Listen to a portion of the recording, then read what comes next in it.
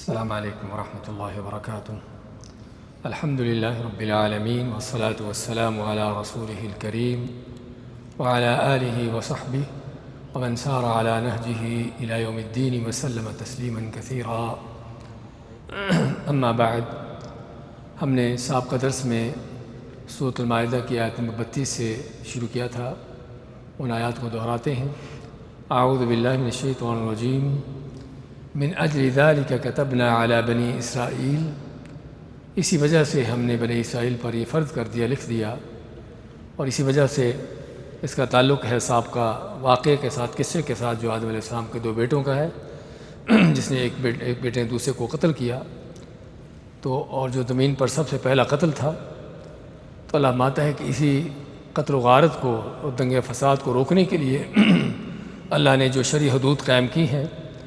تو اس کے ذکر فرمایا کہ اللہ تعالیٰ فرماتا ہے کہ ہم نے بنی اسرائیل پر لکھ دیا، اور صرف بنی اسرائیل پر نہیں بلکہ سبھی لوگوں پر لکھا، فرض کیا۔ لیکن ہم نے بیان کیا تھا کہ بنی اسرائیل کا ذکر خصوصی طور پر اس لیے ہوا کیونکہ دنگے فساد اور یہ چیزیں ان کے ہاں زیادہ رہی ہیں اور آج بھی ہیں۔ انہ من قتل نفسا بغیر نفس، کہ جو بھی کسی جان کو قتل کرتا ہے بغیر کسی جان کے بدلے میں، یعنی بغیر کسی وجہ کے بے گناہ کو قتل کرتا ہے، او فساد فی الارض، یہ کسی طرح تک دنگا فساد زمین میں کرتا ہے، فکأنما قتل الناس جمیعا، تو اس کا ایک آدمی کو قتل کرنا ایسے ہے جیسے اس نے تمام لوگوں کو قتل کر دیا ہو۔ اور ہم ذکر کیا تھا کہ اس کا تمام لوگوں کو قتل کرنے کا معنی کیا ہے۔ یہاں پر جو صحیح علماء کی جو رائے ہے وہ یہ ہے کہ جب انسان کسی کی جان کو حلال سمجھتا ہے، اس کے ہاں کسی کی جان کی حرمت باقی نہیں رہتی، اور دوسروں کا خون اس کے ہاں آسان اور ارزاں ہو جاتا ہے، تو پھر اس کے لیے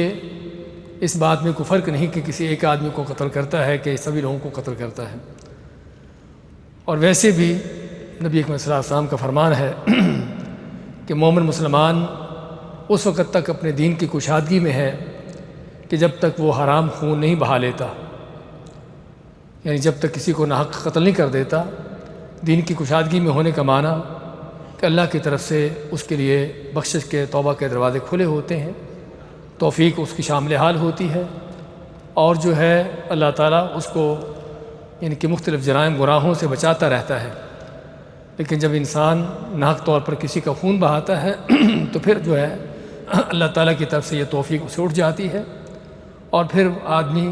بڑے بڑے جرائم اس طرح کے گناہ کرنا بھی اس کے لیے آسان ہو جاتے ہیں۔ ومن احیاها فکأنما احیا الناس جمیعا، اور جس نے کسی ایک جان کو زندہ کیا یعنی بچا لیا، ایسے ہے جیسے اس سبھی جانوں کو بچا لیا ہو۔ تو یہاں پر بھی پہلے معنی کے الٹ معنی کہ جس کے دل دماغ میں دوسروں کے خون کی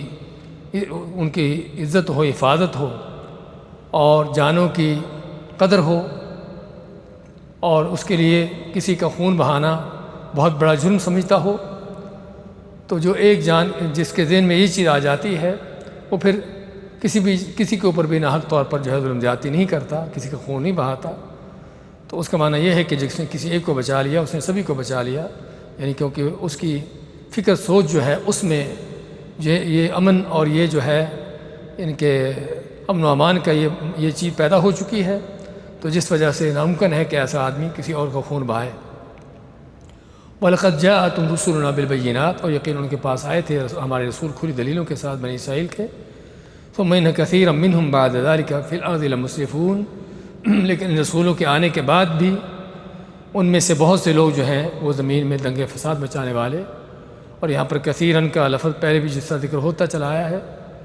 کہ اکثریت جو ہے ہمیشہ سے وہ گمراہی پر، بے دینی پر اور اللہ کی نافرمانی پر رہی ہے۔ اور یہاں پر بھی اللہ تعالیٰ اسی چیز کا بیان کرتا ہے کہ بنی اسرائیل کے اکثر لوگ جو ہے وہ رسولوں کی تعلیمات آنے کے باوجود بھی حدوں سے بڑھنے والے، اللہ تعالیٰ کے احکام کی خلاف ورزی کرنے والے تھے۔ انما جزاء الذین یحاربون اللہ ورسولہ، انما صرف جزاء الذین بدلہ ہے ان لوگوں کا، یحاربون اللہ ورسولہ، جو اللہ اس کے رسول سے جنگ کرتے ہیں، ویسعون فی الارض فسادا، اور زمین میں دنگا فساد مچاتے ہیں۔ سابقہ آیت میں اللہ نے جب ناحق طور پر کسی کو قتل کرنے کا بیان کیا، اس سے پہلے آدم علیہ السلام کو 2 بیٹوں کا واقعہ ذکر کیا، تو اس کے بعد ایسے دنگا فساد مچانے والوں کا جرم بیان کیا، ان کی سزا بیان کی، اور بلکہ اس کو اللہ تعالیٰ نے اپنے اور اپنے رسول کے خلاف جنگ کا نام دیا ہے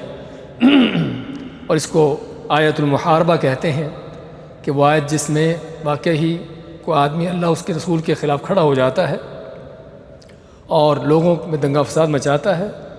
تو اللہ ماتا ہے کہ ایسا کرنے والوں کا بدلہ کیا ہے، کہ جو زمین میں دنگا فساد مچاتے ہیں، ان یقتلوا، کہ انہیں برے طریقے سے قتل کیا جائے، او یصلبوا، یا ان کو سولی چڑھایا جائے، او تقطع ایدیہم وارجلہم من خلاف، یا برے طریقے سے ان کے ہاتھ اور پاؤں مخالف سمتوں سے کاٹے جائیں، او ینفوا من الارض، یا زمین سے ان کو نکالا جائے، یعنی ملک بدر کیا جائے، جلا وطن کیا جائے۔ تو یہ 4 سزائیں اللہ نے دی ہیں، سنائی ہیں ایسے مجرموں کی کہ جو کسی طرح سے دنگے فساد مچاتے ہیں اور لوگوں کے اندر خوف و ہراس پھیلاتے ہیں، چاہے وہ ڈاکو اور اس طرح کے لوگ ہوں، یا کوئی اور بدامنی پھیلانے والے، کوئی دہشت گرد اس طرح کے لوگ ہوں، تو ان کی یہ 4 طرح کی سزائیں، اور بیان ہوا تھا کہ 4 سزائیں ان کو دی جائیں گی، یا دیکھا جائے گا کہ اس کا جرم کس طرح کا ہے، اس کے جرم کے لحاظ سے ہی اس کی سزا مقرر کی جائے گی۔ تو بعض اوقات ایک سے زیادہ سزائیں بھی ان کے لیے جمع ہو سکتی ہیں، اور بعض اوقات جو ہے ان کے جرم کے لحاظ سے دیکھا جائے گا کہ کیا سزا ان کے لیے مناسب ہے، اور قاضی جج یا مسلمان حکمران اس کے مطابق ان کو سزا دے گا۔ ذالک لہم خزی فی الدنیا، یہ دنیا کے اندر ان کے ذلت رسوائی کا انداز ہے کہ دنیا کے سامنے ان کو اس انداز سے قتل کیا جانا، سولی چڑھائے جانا، ان کے ہاتھ پاؤں کاٹے جانا یا جلا وطن کیا جانا، دنیا کے اندر ان کی ذلت رسوائی ہے۔ وَلَهُمْ فِي الْآخِرَةِ عَذَابٌ عَظِيمٌ، اور ان کے لیے آخرت میں بہت بڑا عذاب ہے، جس میں بیان ہوا تھا کہ اگرچہ شرعی حدود جو ہیں اگر کسی پر قائم ہو جاتی حد تو اس کے لیے وہ کفارہ ہوتی ہے، انہیں اس سے گناہ اس کا ختم ہو جاتا ہے، لیکن یہ وہ مجرم ہیں کہ جن کا یہ سزا ملنے کے باوجود بھی ان کا جرم باقی ہے، ان کا گناہ ختم نہیں ہوا، اور اس لیے فرمایا کہ آخرت میں ان کے لیے بہت بڑا عذاب ہے جو دنیا کی سزا سے بھی کہیں بڑھ کر ہوگا۔ اِلَّا الَّذِينَ تَابُوا مِن قَبْلِ أَن تَقْدِرُوا عَلَيْهِمْ، سوائے ان لوگوں کے کہ جو توبہ طائب ہو جاتے ہیں اس سے پہلے تم ان پر قابو پاؤ، یعنی ان کو گرفتار کرو، ان کو پکڑو، تو اگر توبہ کر لیتے ہیں فَاعْلَمُوا أَنَّ اللَّهَ غَفُورٌ رَحِيمٌ، تو بس بے شک جان لو کہ بے شک اللہ تعالیٰ بڑا بخشنے والا مہربان ہے، کہ جس میں بیان ہے کہ اگر ان میں سے بلکہ کوئی بھی، یہ تو بہت بڑے مجرم تھے جن کا ذکر ہوا، کوئی بھی مجرم ہے اگر وہ اپنے پکڑے جانے سے پہلے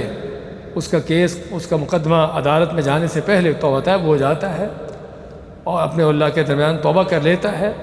تو اللہ کا حق اس میں معاف ہو جاتا ہے۔ اب بندوں کا حق باقی ہے، اگر کسی کا مال لوٹا ہے، کوئی اس طرح کے کام کیے ہیں جس سے ڈاکوؤں کے کام ہوتے ہیں، تو وہ حق ان کو دینا ہوں گے، وہ حق معاف نہیں ہوں گے، لیکن اللہ کا جو حق ہے اللہ کی نافرمانی کرنے کا اور یہ دنگے فساد مچانے کا، اس سے یہ چیز، تو اس پر وہ ان کا معاف ہو جاتا ہے اور اللہ تعالیٰ ان کی توبہ قبول کر لیتا ہے اگر وہ سچے دل سے توبہ طائب ہوں، اور اس سے ان کی وہ سزا بھی ختم ہو جاتی ہے جو اللہ نے ان کے لیے مقرر کی ہے۔ لیکن بندوں کے جو حقوق ہیں وہ باقی رہتے ہیں، کسی نے کسی کو قتل کیا ہے تو اس سے قصاص لینا یہ باقی ہوگا، الا یہ کہ اگر بعض علماء کہتے ہیں کہ کفر کی حالت میں کسی نے اس طرح کا کام کیا ہو پھر مسلمان ہو گیا ہو تو مسلمان ہونے کے بعد اس کے کفر کی حالت میں کیے ہوئے اس طرح کی چیزیں جو ہیں وہ اس سے بعض اوقات ساقط ہو جاتی۔ بعض علماء کے نزدیک اگرچہ بعض علماء کہتے ہیں کہ بندوں کے حقوق تب بھی وہ اس کو دینا ہوں گے چاہے کفر کی حالت میں اس نے کیوں نہ کیا ہو، کسی کا مال چوری کیا ہے تو اس کو دینا ہوگا، اس کے بغیر جو ہے اس کی خلاصی نہیں ہوگی۔ تو فَاعْلَمُوا أَنَّ اللَّهَ غَفُورٌ رَحِيمٌ، اس میں ذکر ہوا تھا کہ اللہ تعالیٰ کے 2 نام، اس میں حکم ملتا ہے کہ اللہ تعالیٰ اگر ان بندوں کو معاف کر رہا ہے تو تم کو بھی چاہیے کہ پھر ان کی سزا کو معاف کر دے۔ اس کے بعد کیا کہتے ہیں؟ اعوذ باللہ من الشیطان الرجیم یا ایہا الذین آمنوا اتقوا اللہ وابتغوا الیہ الوسیلہ وجاہدوا فی سبیلہ لعلکم تفلحون إن الذين كفروا لو أن لهم ما في الأرض جميعا ومثله معه ليفتدوا به من عذاب يوم القيامة ما تقبل منهم ولهم عذاب أليم يريدون أن يخرجوا من النار وما هم بخارجين منها ولهم عذاب مقيم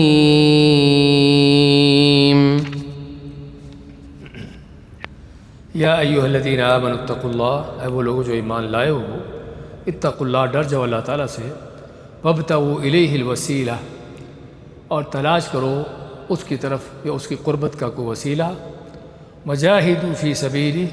اور جہاد کرو اس کی اللہ کی راہ میں، لعلکم تفلحون، تاکہ تم فلاح پاؤ، کامیاب ہو۔ ان الذین کفروا، بے شک وہ لوگ جنہوں نے کفر کیا، لو ان لہم ما فی الارض جمیعا، لو اگر ہو لہم ان کے لیے، ما فی الارض جمیعا، جو کچھ زمین میں ہے سبھی کے سبھی ان کے لیے ہو، ومثلہ معہ، اور نہ کہ صرف اتنا ہی بلکہ اس جیسا اس کے ساتھ اور بھی، لیفتدوا بہ من عذاب یوم القیامہ، تاکہ وہ اس سے فدیہ دیں، لیفتدوا بہ، تاکہ اس سے فدیہ دیں، جو زمین بھر کر یا اس کے ساتھ اور بھی، من عذاب یوم القیامہ، قیامت کے دن کے عذاب سے بچنے کے لیے، ما تقبل منہم، تو ان سے وہ قبول نہ کیا جائے گا، وَلَهُمْ عَذَابٌ علیم، اور ان کے لیے عذاب ہوگا دردناک۔ یریدون ان یخرجوا من النار، وہ چاہیں گے نکلنا آگ سے، جہنم سے، وما هم بخارجین منہا، اور وہ نہیں نکلنے والے اس سے، وَلَهُمْ عَذَابٌ مقیم، اور ان کے لیے عذاب ہے مقیم، ہمیشہ رہنے والا، قائم رہنے والا۔ سورۃ المائدہ کی آیت نمبر 35 سے 37 تک کی تلاوت اور ترجمہ پیش کیا گیا ہے۔ فرمایا اللہ تعالیٰ نے، یا ایھا الذین آمنوا اتقوا اللہ وابتغوا الیہ الوسیلہ، اے وہ لوگ جو ایمان لائے ہو، اللہ سے ڈر جاؤ اور اللہ کے قرب کا کوئی وسیلہ، کوئی ذریعہ تلاش کرو۔ سب سے پہلے آیت کی مناسبت کیا ہے کہ اللہ تعالیٰ نے جب سابقہ آیات میں ہم پہ جو پڑھتے آئے ہیں پہلے، یہود و نصارہ کا ذکر کیا کہ جنہوں نے کیا کہا تھا کہ ہم اللہ کے چہیتے ہیں، اللہ کے بیٹے ہیں، اللہ کے بڑے قریبی ہیں، تو اللہ تعالیٰ کے بڑے قریبی ہونے کا دعویٰ کیا، اور وہ دعویٰ وہ تھا کہ جو جھوٹا دعویٰ، عمل سے خالی اور حقیقت سے دور۔ تو اس کے بعد اللہ تعالیٰ حقیقی معنوں میں اللہ سے قرب کا جو طریقہ اور ذریعہ ہے اس کا بیان کرتا ہے کہ اللہ سے قرب حاصل کرنے کا طریقہ کیا ہے، بلکہ اس کا حکم دیتا ہے کہ اللہ کے ساتھ اللہ کا قرب حاصل کرنے کے لیے کوئی ذریعہ تلاش کرو۔ تو یہ آیت کی مناسبت سابقہ آیتوں کے ساتھ، میں یا ایھا الذین آمنوا اتقوا اللہ، اے وہ لوگوں جو ایمان لائے ہو، اللہ سے ڈر جاؤ۔ تقوی کا حکم جو بار بار آتا ہے قرآن کریم میں، تو اس تقوی کا اللہ کے قرب حاصل کرنے کے ساتھ کیا تعلق ہے، بلکہ کہا جائے کہ تقوی ہی بنیاد ہے اللہ کے قرب حاصل کرنے کا۔ اللہ کے پورے دین کی بنیاد ہی یہ تقوی ہے، اور تقوی کی مختلف علماء نے جو تعریفیں کی ہیں کہ اللہ تعالیٰ کی نافرمانیوں سے بچنا، جس طرح کے بعض سلف صالحین کا کہنا ہے کہ اللہ تعالیٰ کے دیے ہوئے علم کے ساتھ اللہ کی اطاعت کرنا، اس سے نیکی، اجر ثواب حاصل کرنے کے لیے، اور اللہ تعالیٰ کے دیے ہوئے علم کے ساتھ اس کی نافرمانیوں سے بچنا، اس کی سزا سے بچنے کے لیے، یہ ہے تقوی۔ تو اور دوسرے الفاظ میں کہ تقوی یہ ہے کہ انسان ہر وہ چیز کرے جس کا اللہ نے حکم دیا ہے، اور ہر وہ چیز سے بچے جس سے اللہ نے یعنی کو منع کیا ہے، اور مقصد جو ہے اللہ کی رضامندی ہو۔ تو یہ تقوی جس کا بار بار حکم دیا جاتا ہے، کوئی شک نہیں کہ اللہ کا قرب حاصل کرنے کا سب سے بڑا ذریعہ ہے۔ تو اس لیے اس آیت میں سب سے پہلے حکم تقوی کا ملا کہ تقوی اختیار کرو، کہ جو انسان کو اللہ تعالیٰ کے احکام کی پابندی کرنے، اس کی نافرمانیوں سے بچنے پر، ان چیزوں پر جو ہے آمادہ کرتا ہے، جس کے علاوہ میں ساتھ فرماتے ہیں کہ تقوی کا معنی یہ ہے کہ اپنی پوری کوشش، اپنی پوری طاقتیں صرف کر دو اللہ کے حکموں کو یعنی کہ اس پر عمل پیرا ہونے میں، اور ہر طرح کے اپنے احتیاطات اختیار کرو اللہ کی نافرمانیوں سے بچنے میں، اپنے ظاہری عمل کے لحاظ سے بھی، باطنی عمل کے لحاظ سے بھی، اپنے قول و فعل ہر لحاظ سے۔ تو یہ ہے وہ تقوی جو انسان کی اصل کامیابی کا اس پر دارمدار ہے، جس سے آگے تفلحون کا لفظ آ رہا ہے۔ میں وابتغوا الیہ الوسیلہ، اور اللہ تعالیٰ کی طرف کوئی وسیلہ تلاش کرو، یعنی اللہ تعالیٰ کا قرب حاصل کرنے کے لیے کوئی وسیلہ تلاش کرو۔ وسیلہ کا معنی کیا ہوتا ہے؟ وسیلہ کا معنی جس کو ہم ذریعہ کہتے ہیں، وسیلہ جو ایک سے دوسری چیز کے درمیان اس کو ملانے کا ذریعہ ہو۔ عربی میں وہ رسی جس سے پانی نکالا جاتا ہے کنویں سے، اس رسی کو وسیلہ کا نام دیا جاتا ہے۔ کس لیے؟ کیونکہ رسی آپ کا ذریعہ ہے پانی تک پہنچنے کا۔ اگر آپ کے پاس وہ رسی ہے تو کنویں سے پانی نکال سکتے ہیں، اگر رسی نہیں ہے تو کنویں سے پانی نکالنا اس کا آپ کے پاس کوئی ذریعہ نہیں ہے۔ تو اس لحاظ سے وسیلہ کے لفظی معنی، لغوی معنی کہ کسی بھی چیز کا ذریعہ، ایک سے دوسری چیز تک پہنچنے کا جو ذریعہ ہے اس کو وسیلہ کہتے ہیں۔ اور اسی لحاظ سے یہاں پر بھی وسیلہ کہ اللہ تعالیٰ کے قرب حاصل کرنے کا، اللہ تعالیٰ کے قریب ہونے کا، اللہ کو راضی کرنے کا وسیلہ، ذریعہ۔ اور وسیلہ کے اور بھی کئی معنی آتے ہیں، اگرچہ وہ سبھی اس کے قریب قریب ہیں۔ نبی صلی اللہ علیہ وسلم فرماتے ہیں کہ جب کوئی اذان سنتا ہے اور اذان سن کر یہ جواب دیتا ہے، اس اذان کا جواب دیتا ہے اور پھر یہ دعا پڑھتا ہے، اللہم رب هذه الدعوة التامة والصلاة القائمة آت محمدا الوسیلة والفضیلہ وابعثه مقاما محمودا الذی وعدتہ۔ تو جو یہ دعا پڑھتا ہے اذان کے بعد، آمات حلت له شفاعتی، تو اس کے لیے میری شفاعت جو ہے وہ حلال واجب ہو جاتی ہے۔ اس میں بھی آپ نے وسیلہ کا ذکر کیا ہے، اس کو دعا الوسیلہ کہتے ہیں۔ دعا الوسیلہ کیا ہے؟ کہ آپ صلی اللہ علیہ وسلم کے لیے اس مقام کی دعا کرنا جو اللہ تعالیٰ آپ کو دینے والا ہے۔ آپ سے پوچھا گیا کہ وسیلہ کیا ہے؟ آپ مانتے ہیں کہ وہ جنت میں ایک مقام ہے، سب سے اعلیٰ جنت کا مقام ہے کہ جو اللہ کے عرش کے نیچے ہے، اور یہ اللہ تعالیٰ کے کسی ایک ہی بندے کو ملنے والا ہے، اور مجھے امید ہے کہ مجھے وہ ملے گا۔ تو جو آدمی یہ دعا پڑھتا ہے، میرے لیے وسیلے کی دعا کرتا ہے، تو اللہ تعالیٰ قیامت کے دن میری شفاعت اس کے لیے حلال کر دے گا۔ تو یہ وسیلہ یہاں پر بھی کیا ہے؟ ایک خاص جگہ، مقام ہے جنت میں جو سب سے اعلیٰ اونچا مقام ہے کہ جو آپ صلی اللہ علیہ وسلم کو ملنے والا ہے، آپ کے سوا کسی کو نہیں ملے گا۔ لیکن اگر اس معنی پر بھی غور کیا جائے نا تو یہ بھی قرب کا ہی معنی ہے، کیونکہ اللہ کے سب سے قریب جگہ کون سی ہے؟ وہ یہ وسیلہ کی جگہ ہے، وسیلہ کے مقام ہے۔ کیونکہ پہلی بات تو فردوس جو کہ جنت کی سب سے اعلیٰ اونچی جگہ ہے، اللہ کے عرش کے نیچے ہے، اور وسیلہ اس سے بھی اوپر ہے، تو اس سے معلوم کیا جا سکتا ہے کہ اگر فردوس اللہ کے عرش کے قریب ہے تو وسیلہ، یہ مقام جو آپ صلی اللہ علیہ وسلم کو اللہ تعالیٰ دینے والا ہے، یہ کس قدر اللہ تعالیٰ کے قریب ہوگا۔ تو یہ بھی قربت کا معنی دیتا ہے۔ تو اللہ تعالیٰ کے قربت حاصل کرنے کے لیے کوئی وسیلہ، کوئی ذریعہ تلاش کرو۔ تو ایک تو وسیلے کے یہ معنی ہے جو ہم بیان کر رہے تھے کہ اللہ کا قرب حاصل کرنے کا ذریعہ اور اس کا طریقہ، اس کا کوئی رستہ، اور یہی وسیلے کا اصل معنی یہاں پر مراد ہے۔ عموماً مفسرین نے یہی معنی بیان کیا ہے کہ ایسے عمل کرو، تقوی پرہیزگاری جیسے،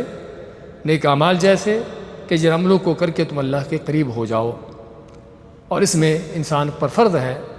کہ ایسے اعمال دیکھے کہ جو اللہ کے قریب کرنے والے ہیں۔ قرآن و حدیث میں اللہ تعالیٰ نے قرآن کریم میں اور نبی صلی اللہ علیہ وسلم نے احادیث میں مختلف اعمال کا ذکر کیا ہے کہ جو اللہ کے قریب کرنے والے ہیں۔ انہی میں صحیح بخاری کی حدیث ہے، نبی صلی اللہ علیہ وسلم آتے ہیں، بلکہ اللہ تعالیٰ فرماتا ہے حدیث قدسی میں، ما تقرب الی عبدی بشیء احب الی مما افترضته علیہ، کہ میرا بندہ میرے سب سے زیادہ قریب کس چیز سے ہوتا ہے؟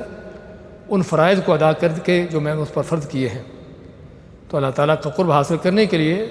سب سے بڑی جو چیز ہے وہ اللہ تعالیٰ کے فرائض کی ادائیگی ہے، چاہے وہ فرض نماز ہو، فرض روزہ ہو، فرض زکوٰۃ ہو، فرض حج ہو، کچھ بھی ہو، جو فرائض ہیں یہ سب سے بڑی وہ چیز ہے جو اللہ تعالیٰ کا قرب حاصل کرنے کا ذریعہ ہے۔ اور اجر و ثواب کے لحاظ سے بھی کوئی شک نہیں کہ فرائض کا مقام نوافل سے کہیں بڑھ کر ہے۔ اور اسی لیے اس سے ہمیں پتہ چلتا ہے کہ فرائض کا اہتمام کرنے کی کس قدر ضرورت ہے، اور یہ پتہ چلتا ہے ان لوگوں کی حماقت کا، جہالت کا، بے وقوفی کا،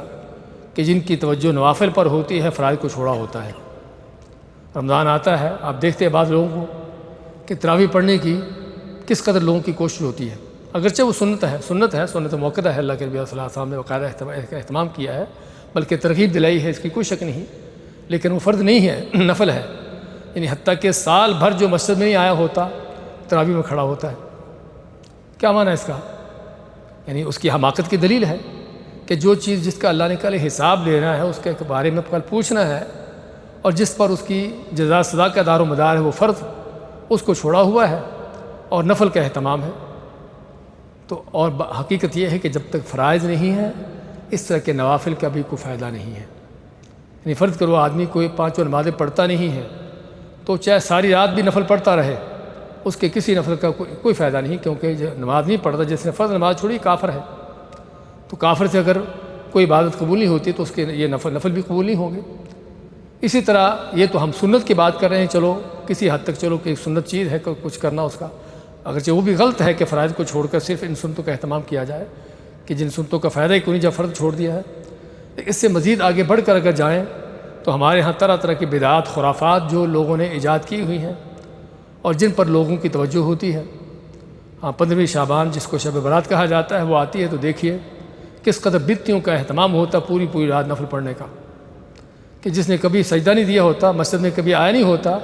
وہ 15ویں شعبان کو پوری رات نفل پڑھنے کا پہلے سے اس کا پروگرام وہ طے ہوتا ہے۔ اور بھی اس طرح کی وہ 27 رجب ہو جس کو شب معراج کہتے ہیں، اور بھی اس طرح کے جو دن رات انہوں نے گھڑے بنائے ہوئے ہیں بدعتیوں نے، اس میں دیکھیے ان کے نفل چاہے نمازیں ہوں یا چاہے روزے ہوں یا صدقے خیرات کی شکل میں کیوں نہ ہو، دیکھیے ان کا اہتمام کس قدر ہوتا ہے۔ تو یہ سے پتہ چلتا ہے کہ ان لوگوں کی حماقت بے وقوفی کی انتہا کیا ہے، کہ اصل جو کرنے والا کام ہے، جس کا حساب ہے اور جس کا اجر زیادہ ہے اور جو اللہ کے سب سے زیادہ قریب کرنے والی چیز، اس کو چھوڑ کر ان کے پیچھے پڑے ہیں کہ جو ممکن ہے کہ اگر تو اصل نماز اس طرح کی چیزیں ہیں نہیں تو ویسے ہی بیکار ان کے لیے کفر ہے، کافر ہے، اور اگر اسلام مسلمان بھی ہے تب بھی کیسے فرائض کو چھوڑ کر یا فرائض میں کمی کوتاہی کر کے نوافل کا اہتمام کر رہا ہے، تو اس کی بیوقوفی کی دلیل ہے۔ اس سے پتہ چلتا ہے کہ واقعی شیطان کے ہتھ کنڈے کس کس طرح کے ہیں۔ شیطان ضروری نہیں کہ کسی آدمی کو کفر پر ہی رکھے، اس کو اسلام کی طرف آنے دیتا ہے، لیکن اسلام کی طرف آنے کے بعد بھی اس کے ساتھ کیا اس کی سازشیں ہوتی ہے، کسی گمراہ فرقے جماعت میں ڈال دیا، شرک و بدعات پر لگا دیا۔ اچھا شرک و بدعات میں نہیں بھی لگایا، آدمی توحید و سنت پر بھی ہے، تب بھی کیا ہے عمل میں کوتاہی سستی پیدا کر دی، عمل کرنے کی رغبت نہ ہو۔ اور یہ بھی دیکھا جاتا ہے کتنے وہ لوگ جو توحید و سنت کے دعوے کرنے والے ہیں، عملی لحاظ سے ان کی کیا کمزوری ہوتی ہے، اور اگر عمل بھی ہو کسی حد تک تو عمل کیا ہے یہاں پر پھر کہ فرائض میں کوتاہی، اس پر توجہ نہ ہونا، اور نوافل جو ہے ان پر توجہ دینا، ان کے اوپر اہتمام کرنا۔ تو یہ بہت بڑی غلطی ہے، اگر اس یعنی کہ ایمان حقیقی ایمان ہے تب بھی بہت بڑی غلطی ہے۔ شیطان کا ایک ہتھ کنڈا ہے کہ انسان کو کسی نہ کسی طریقے سے جو ہے خیر سے روکے رکھنا۔ مزید اس سے آگے بڑھ کر کہ بعض اوقات فرض بالکل چھوڑا ہوا ہو اور نفل ہی کیے جاتے ہوں۔ میں ایک واقعہ پڑھ رہا تھا کسی تاجر کے بارے میں کہ بڑا سخی، بڑی اس کی سخاوت، دن رات اس کے صدقے خیرات چلتے، بڑی چیریٹی کے اس کے پروگرام چلتے، لیکن زکوٰۃ نہیں دیتا تھا۔ زکوٰۃ نہ مال کا کبھی حساب کیا ہے کہ میرے پاس کتنا مال ہے، اور نہ کبھی اس کی زکوٰۃ دی۔ ایک دن کہیں اس کے بیٹے نے اس کو اللہ کا ڈر خوف دلایا کہ آپ اتنی صدقے خیرات تو دیتے ہو لیکن زکوٰۃ کیوں نہیں دیتے؟ تو اس نے بیٹے کو ڈانٹا کہ زکوٰۃ کیا ہوتی ہے، اور اس کے صدقے خیرات کا مقصد بھی صرف وہ نمود و نمائش تھی، جس طرح کہ عام طور پہ اس طرح کے لوگوں کا حال ہوتا ہے۔ کہنے کا مقصد کہ صدقے خیرات پر زور ہے لیکن جو فرض زکوٰۃ ہے اس کو دینے کے لیے تیار ہی نہیں ہے، ویسے اس کا انکار کر رہا ہے، تو کھلا کافر ہے۔ یہ کھلا کافر ہے جس نے ویسے اللہ تعالیٰ کے اس فریضے کا انکار کر دیا۔ تو کہنے کا مقصد یہ بہت بڑا شیطان کا ہتھ کنڈا ہے کہ جس میں بعض اوقات لوگوں کو الجھاتا ہے، حتیٰ کہ بعض اوقات جو لوگ سمجھتے ہیں کہ توحید پر ہیں، سنت پر ہیں اور ظاہراً کسی حد تک نیکی پر ہیں، ان کو بھی کس طرح اصل جو فرائض ہیں ان سے دور کر کے ان میں یعنی سستی پیدا کر کے نوافل پر ان کو تو لگا دینا، تاکہ اصل جو چیز ہے زیادہ فائدے کی چیز ہو اس کے ہٹا کر کم چیز پر لگا دینا۔ تو یہ سارے شیطان کے جال ہیں جسے ہمیں سمجھنے کی ضرورت ہے۔ تو حدیث کی روح سے بات کر رہے تھے کہ اللہ فرماتا ہے کہ میرا بندہ سب سے میرے قریب ہوتا ہے فرائض کو ادا کر کے۔ اسی طرح کے اور اعمال ہیں جس میں سجدہ ہے۔ اللہ کے نبی فرماتے ہیں کہ اللہ تعالیٰ بندہ اللہ کے سب سے قریب کب ہوتا ہے؟ جب سجدہ کی حالت میں ہوتا ہے۔ تو کئی طرح کے آپ کو قرآن و حدیث کے اعمال ملیں گے کہ جو اللہ کے قرب کا سب سے زیادہ بڑا ذریعہ ہے۔ تو اس آیت کا تقاضا یہ ہے وابتغوا الیہ الوسیلہ کہ اللہ کا قرب حاصل کرنے کا کوئی ذریعہ ڈھونڈو۔ ان اعمال کو دیکھنے کی، جاننے کی ضرورت ہے کہ جو اللہ کا قرب کا ذریعہ بنتے ہوں۔ اور یہاں پر بھی اس سے پہلے تقویٰ کا لفظ ہم نے جو پڑھا ہے اس میں بھی اس کے لیے علم کی ضرورت ہے، کیونکہ جس کو علم ہوگا کہ اللہ تعالیٰ کیا چیز ہم سے چاہتا ہے کیا نہیں چاہتا، ظاہر بات ہے وہی تقوی پر چلے گا، وہی عمل کرے گا، وہ چیزیں کرنے کی کوشش کرے گا جو اللہ کو پسند ہے، ان سے بچے گا جو اللہ کو ناپسند ہے۔ علم ہوگا، اس طرح اللہ کا قرب حاصل کرنے کے لیے بھی جس کے پاس علم ہوگا اس کو پتہ ہوگا کہ اللہ کا قرب حاصل کرنے کے لیے کون سی چیزیں ہیں اور کون سی چیزیں ہیں کہ جو کم درجے کی ہیں، اور بلکہ کون سی چیزیں ہیں کہ جو اللہ کا قرب حاصل ہونے کے بجائے اللہ سے اور دور کرنے والی ہیں۔ ہمارے بہت سے اسلام کے دعوے داروں کے اندر بدعتوں کی وہ بھرمار اور ان کی بدعات کے اعمال کہ جو سمجھتے ہیں کہ بڑی نیکی کر رہے ہیں، اور بلکہ ان کا مقصد بھی ان اعمال کو کرنے میں اللہ کا قرب حاصل کرنا ہوتا ہے، لیکن بدعات کر کے اللہ سے دور ہو رہے ہوتے ہیں، نہ کہ اللہ کے قریب ہو رہے ہوتے ہیں۔ ان کل بدعۃ ضلالہ، آپ کیا ماتے کو ہر بدعت کیا ہے؟ گمراہی ہے۔ وکل ضلالۃ فی النار، اور ہر گمراہی کا ٹھکانہ کیا ہے؟ جہنم ہے۔ اب بدعتی جو ہے سمجھتا ہے کہ میں بڑی نیکی کر رہا ہوں، اللہ کا بڑا قرب حاصل کر رہا ہوں، اور بجائے اللہ کے قریب ہونے کے اللہ سے دور ہو رہا ہوتا ہے، بجائے اللہ کو راضی کرنے کے اللہ کو ناراض کر رہا ہوتا ہے، بجائے جنت کو جانے کے جہنم کو جا رہا ہوتا ہے۔ اور اس سے پتہ چلتا ہے کہ علم کی یہاں پر کس قدر ضرورت ہے، کیونکہ علم ہوگا قرآن و سنت کا تو انسان کو پتہ ہوگا کیا صحیح کیا غلط ہے، مجھے کیا کرنا ہے اور کس سے بچنا ہے، اللہ تعالیٰ کو کیا پسند ہے اور کیا ناپسند ہے، تو تبھی جو ہے وہ تقویٰ بھی اختیار کر سکتا ہے، اور تبھی جو ہے وہ اللہ تعالیٰ کے قرب حاصل کرنے کا ذریعہ بھی صحیح معنوں میں تلاش کر سکتا ہے۔ تو بات کر رہے تھے وسیلہ کے حوالے سے، تو یہ ہے وسیلے کا معنی۔ تو اس کے علاوہ وسیلہ ایک اور بھی ہمارے ہاں جو یعنی کہ جس کا ذکر کیا جاتا ہے، بلکہ اس آیت کو اس وسیلے کی دلیل بنایا جاتا ہے۔ پہلے تو میں نے ذکر کیا ہے کہ عموماً مفسرین کے ہاں اس وسیلے کا معنی اللہ کا قرب حاصل کرنا، نیک اعمال کے ذریعے کتاب و سنت پر چل کر، توحید پر چل کر اللہ کا قرب حاصل کرنے کے ایسے اعمال کرنا کہ جو بندے کو اللہ کے قریب کرے، اصل وسیلے کا معنی یہاں پر یہ ہے۔ لیکن ہمارے ہاں اس وسیلے کا جو لفظ ہے اس کو دوسرے ایک وسیلے پر لایا گیا ہے۔ وہ کیا ہے کہ اللہ سے کوئی دعا کرتے ہوئے، اللہ سے کوئی فریاد کرتے ہوئے، اللہ کے سے کوئی چیز لیتے ہوئے اللہ اور اپنے درمیان بندوں کو ڈالنا، ذاتوں کے وسیلے لینا، کسی نبی کا، کسی ولی کا، کسی بزرگ کا، کسی زندہ مردہ کا وسیلہ، اس کے وسیلے واسطے سے دعا کرنا۔ اور وسیلے واسطے کا شرک ہی اصل شرک ہے اس دنیا پر۔ شیطان نے جب شرک کی بنیاد رکھی ہے تو یہیں سے شروع کیا تھا۔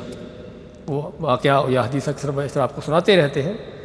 جو صحیح بخاری میں عباس رضی اللہ تعالیٰ ان کے بارے میں آتا ہے کہ انہوں نے جب ذکر کیا کہ شیطان نے شرک کی بنیاد کیسے رکھی، کہ قوم نوح کے نیک لوگ جب فوت ہو گئے، جن کا سورۃ نوح میں ذکر بھی آتا ہے، لا تذرون ودا ولا سواع ولا یغوث ویعوق ونسرا، یہ پانچ تن پاک ان کے اس وقت کے جو آج بھی ہیں، تو ان کو شیطان جب یہ نیک اللہ کے نیک بندے تھے، جب یہ فوت ہو گئے تو لوگ ان کے بعد والوں کے پاس آیا کہ اللہ کے نیک بندے تمہارے درمیان تھے جن کو دیکھ کر اللہ یاد آتا تھا، اور تم اللہ کی عبادت کرتے تھے اس طرح سے، اب وہ چلے گئے دنیا سے، اب کیا کرو؟ ایک تو کام ان کی قبروں پر بٹھانے کا کیا کہ تم عبادت اللہ ہی کی کرو، لیکن ان کی قبروں پر بیٹھ کر، قبروں کے پاس جا کر، تاکہ وہ تم کو اللہ کے بندے یاد ہیں، بابا جی تم کو یاد آئیں تو ان کو سامنے رکھ کر مد نظر رکھ کر اللہ کی عبادت کرنا۔ اور دوسرا ان کے گھروں میں تصویریں اور مورتیاں بنوا دیں۔ جب یہ نسل ختم ہوئی، اب اس نسل نے ان بزرگوں کی پوجا نہیں کی، صرف یہ کیا کہ ان بزرگوں کی قبروں کے پاس بیٹھ کر، ان کی مورتیوں کے پاس بیٹھ کر عبادت اللہ ہی کی ہے۔ اگلی نسل آنے والی کو کیا پڑھایا کہ تمہارے بڑے ان بزرگوں کے وسیلے واسطے سے مانگتے تھے، اور ان کو وہی فلسفہ سکھایا جو آج بھی فلسفہ پڑھایا سکھایا جاتا ہے کہ اللہ تمہاری سنتا نہیں، ان کی موڑتا نہیں، تم گنہگار ہو، یہ اللہ کے بڑے چہتے ہیں، اللہ کے بڑے قریبی ہیں، اللہ سے ان کے زور دے کر بھی منوا لیتے ہیں، ان کا اللہ پر بڑا زور چلتا ہے، نعوذ باللہ، اس طرح کی بڑے گستاخانہ باتیں جو آج چلتی ہیں یہ اس وقت سے لے کر چلی آ رہی ہیں۔ تو شیطان نے سب سے پہلے شرک کی بنیاد کہاں سے رکھی؟ اسی وسیلے سے کہ اللہ اور بندے کے درمیان اوروں کو کھڑا کر دینا، ان کے وسیلے واسطوں سے اللہ سے مانگنا۔ اور یہ حقیقت میں یہ وسیلے کا انداز جو کھلا نہ کہ شرک ہے بلکہ اللہ کے حق میں بہت بڑی گستاخی کا انداز ہے۔ ان ظالموں نے یہ وسیلے تلاش کرنے والے، اس طرح کے وسیلے گھڑنے والوں نے کیا کیا ہے اللہ تعالیٰ کو دنیا کے ظالم بادشاہوں پر، جابر قسم کے بادشاہوں پر قیاس کیا۔ ہاں دلیل کیا دیتے ہیں اس وسیلے کی کہ تم کو اگر بادشاہ سے ملنا ہو تو کیا ڈائریکٹ چلے جاؤ گے، سیدھے چلے جاؤ گے بادشاہ کے پاس؟ ہاں بادشاہ کے پاس جانے کے لیے تم کو کسی وزیر مشیر کی، کسی بادشاہ کے جو قریبی ہوتے ہیں ان کی کسی کا واسطہ وسیلہ چاہیے ہوگا کہ بادشاہ کے پاس آپ کی بات کرے، آپ کی سفارش کرے، تاکہ آپ کو بادشاہ کے پاس جانے کا موقع ملے، اور پھر آپ کے بعد بادشاہ کے پاس جا کر آپ کو بات کرے تو آپ کی سفارش کر سکے۔ تو اس طرح اگر دنیا کے بادشاہوں کے پاس جانے کے لیے کہتے ہیں کہ ہمیں واسطے وسیلے ڈھونڈنے پڑتے ہیں، تو وہ تو رب کائنات ہے، اس تک جانے کے لیے کیسے پہنچ جاؤ گے؟ اتنے تم پہنچے ہوئے ہو، اتنے تم بڑی ہستی بن گئے ہو کہ ڈائریکٹ اس تک جا پہنچو گے؟ یہ شیطانی حجتیں اور دلیلیں جو پیش کی جاتی ہیں، اس میں یا تو اللہ تعالیٰ کی ذات کو، اللہ کی عظمتوں کو نہ جاننے کا انداز ہے، وما قدر اللہ حق قدری، ان ظالموں نے اللہ کو جانا ہی نہیں کہ اللہ کون ہے۔ اللہ وہ ہے کہ جو ہر رات بندوں کو پیشکشیں کرتا ہے، جس طرح کہ صحیح حدیث میں، صحیح بخاری کی حدیث ہے کہ اللہ تعالیٰ جب رات کا تہائی سے واقع رہتا ہے تو آسمانی دنیا پر نازل ہوتا ہے جس طرح اللہ کی ذات کے لائق ہے، اور خود کہتا ہے کہ کون ہے کہ جو بخشش مانگے اس کی بخشش کروں، کون ہے جس کا کوئی سوال حاجت ہو اس کی پوری کروں۔ تو ان ظالموں نے اللہ تعالیٰ کو دنیا کے ان جابر ظالم بادشاہوں پر قیاس کیا کہ جن تک پہنچنے کے لیے آپ کو وسیلے واسطے چاہیے، وہ اللہ کہ جو خود آفرے کر رہا ہے، خود پیشکش کر رہا ہے کہ کس کی ضرورت پوری کروں، اور بلکہ اس سے پہلے ضرورتیں پوری کر بھی رہا ہے، اور اس سے پہلے ضرورت تو آپ کے بعد میں پڑے گی، اس کو پہلے سے پتہ ہوگا کہ آپ کی ضرورت کیا پیش آنے والی ہے۔ اور دنیا کے بادشاہ، ٹھیک ہے بادشاہ کتنا بھی نیک متقی پرہیزگار کیوں نہ ہوگا، کتنا بھی اپنی رعایا کے ساتھ جو ہے وہ ہمدردی کرنے والا، ان کا خیال رکھنے والا کیوں نہ ہوگا، کیا اس کو پتہ ہے کہ آپ کی ضرورت کیا ہے، آپ کی حاجت کیا ہے؟ کیا اس کو پتہ ہے اس چیز کا؟ وہ آپ کے دل کی باتیں جانتا ہے؟ ہاں جب تک آپ اس تک اپنی حاجت پہنچاؤ گے نہیں، جب تک اپنا معاملہ اس تک دو گے نہیں، اس کو کیا پتہ کہ آپ کا معاملہ کیا ہے؟ جبکہ رب کائنات جس نے ہمیں بتایا ہے کہ آپ کی ضرورت حاجت بعد میں بھی آئے گی، اللہ کو پہلے پتہ ہے کہ آپ کو کیا ضرورت پڑنے والی ہے، تو اس عظیم ذات کو ان لوگوں پر قیاس کرنا شروع کر دیا۔ یہ ہے جب اللہ تعالیٰ کو نہیں جانا جاتا، اللہ کی پہچان نہیں ہوتی، اللہ کی معرفت نہیں ہوتی۔ اس لیے ہم بار بار جس چیز کی تاکید کرتے ہیں توحید اور عقیدہ کے سلسلے میں، اللہ کی پہچان کرنا، اللہ کی معرفت حاصل کرنا کہ اللہ ہے کون، اور یہی سب سے بڑی وہ چیز ہے جب انسان کو اللہ کی حقیقت معرفت پیدا ہو جاتی ہے تو اللہ تعالیٰ کا پتہ ہوتا ہے کہ اللہ کون ہے، اللہ کی کیا عظمت ہے، اس کے کیا اختیارات ہیں، اس کی کیا قدرتیں ہیں، اور بندوں پر اس کی کیا مہربانیاں، کیا اس کے فضل و کرم ہے۔ پھر ناممکن ہے کہ بندہ اس اللہ کو چھوڑ کر کسی اور کی طرف جائے۔ تو کہنے کا مقصد ہے کہ یہ وسیلے کا یہ شرک، ذاتوں کا شرک، اللہ اور اپنے درمیان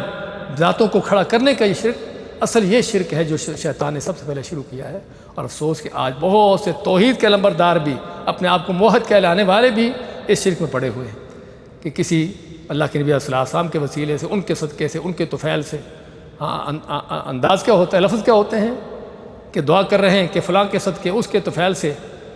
اس کے وسیلے سے یہ میری حاجت پوری ہو جائے، میرا سوال پورا ہو جائے، مجھے یہ چیز مل جائے۔ اللہ کے نبی صلی اللہ علیہ وسلم کا وسیلہ دیا جا رہا ہوتا ہے، کسی اللہ کے بزرگ ولی کا، اور بعض کا بزرگ ولی بھی نہیں ہوتے، وہ کافر بے ایمان ہوتے ہیں، کو فاجر فاسق ہوتے ہیں، جن کو سمجھا جاتا ہے کہ بڑے ولی ہیں، بڑے پہنچے ہوئے ہیں، اور بعض کا بلکہ انسان بھی ہوتے ہیں، کچھ جانور ہوتے ہیں، کسی قبر گدھا دبا ہوا ہے، کوئی گھوڑا دبا ہوا ہے، ان کے وسیلے وہاں سے لیے جا رہے ہیں۔ یہ ہے ان جاہلوں کا حال اور یہ جہالت کے کرشمے۔ تو اس لیے بات کر رہے تھے کہ اس وسیلے کا لفظ جو ہے عام طور پر بدتی لوگوں کے ہاں وہ اس وسیلے پر جا کے لگاتے ہیں کہ جو ان کا اپنا من گھڑت ہے، بلکہ من گھڑت نہیں بس شیطان کا گھڑا ہوا ہے، اور جو اصل شرک کی بنیاد ہے۔ اور یہی جرم تھا مکہ والوں کا، مکہ کے مشرکین کا، کہ جو لات منات حبل کو ماننے والے، ان کا بھی یہی جرم تھا۔ جب ان سے کہا جاتا ہے کہ جب تم اللہ کو مانتے ہو کہ وہی خالق مالک رازق ہر چیز وہ ہے، تو پھر کیا ہے یہ لات منات کیوں ہے، یہ سارے حبل، یہ ساری چیزیں کیوں ہیں؟ قال کہ کیا کہ ما نعبدهم الا ليقربونا الى الله زلفى، تو کیا کہتے ہیں کہ ہم ان کی پوجا تھوڑی کرتے ہیں، ہم تو صرف ان سے اپنی حاجتیں کے سامنے رکھتے ہیں تاکہ یہ اللہ تک پہنچا دیں، ہماری ان تک اور ان کی اللہ تک۔ وہ چھت پر چڑھنے کی سیڑھی کے سارے فلسفے یہیں سے سارے شروع ہوتے ہیں، اللہ کی ذات کو، اللہ کی عظمتوں کو نہ جاننے کی وجہ سے۔ تو بات کر رہے تھے کہ یہ وسیلہ جو بدتی وسیلہ ہے، ہاں وسیلہ اس میں بھی اس لفظ کو ہم لا سکتے ہیں کہ وہ وسیلہ جو اللہ تعالیٰ کے اپنی دعا کرتے ہوئے کسی چیز کا وسیلہ لینا، وہ بھی ہم کہہ سکتے ہیں، اس کا معنی بھی ہم لیا جا سکتا ہے۔ لیکن وہ وسیلہ کون سا؟ وہ وسیلہ جس کی اللہ تعالیٰ نے اجازت دی، اور اللہ کے نبیوں اور نیک صالحین کا جو انداز رہا ہے، وہ 4 طرح کی چیزیں ہیں جس میں وسیلہ لیا جا سکتا ہے۔ اللہ کے ناموں کا وسیلہ، کہ جس کے بارے میں اللہ تعالیٰ خود ماتا ہے وَلِلَّهِ الْأَسْمَاءُ الْحُسْنَىٰ فَادْعُوهُ بِهَا، کہ اللہ تعالیٰ کے بڑے اچھے اچھے نام ہیں، ان ناموں سے اللہ سے دعا کرو، یعنی ان ناموں کا وسیلہ لے کر اللہ سے دعا کرو۔ اللہ کی صفات کا وسیلہ، اللہ کی صفات کا وسیلہ، اللہ کی جو بھی صفات ہے، ہر نام کے اندر اللہ کی صفت ہوتی ہے، ان صفتوں کو جاننا بھی ضروری ہے، اور دعا کرتے ہوئے ان صفات کا وسیلہ لینا۔